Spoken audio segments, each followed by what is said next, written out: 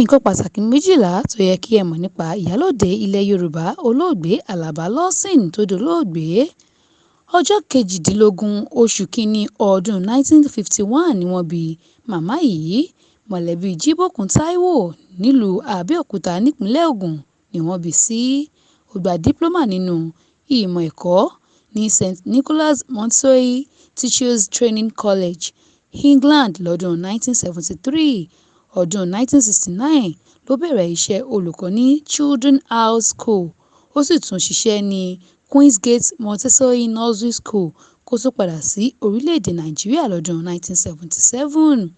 Oloye Alaba Lawson ni olùdásílẹ̀ Capricorn Stores Limited. Ó di ààrẹ fún Abẹ́òkúta Chambers of Commerce lọ́dún 1995.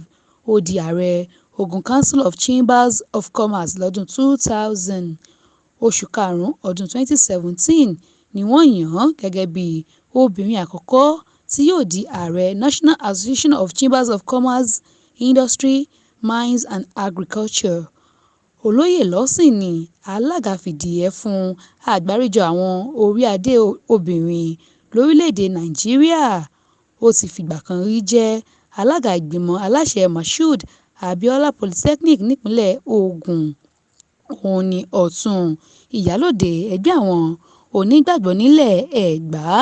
Lára àwọn iléèwé tó dá sílẹ̀ nípínlẹ̀ Ògùn ni Lawson International Private School, Lawson Continuing Education Center, Alaba Lawson Royal College àti bẹ́ẹ̀ bẹ́ẹ̀ lọ.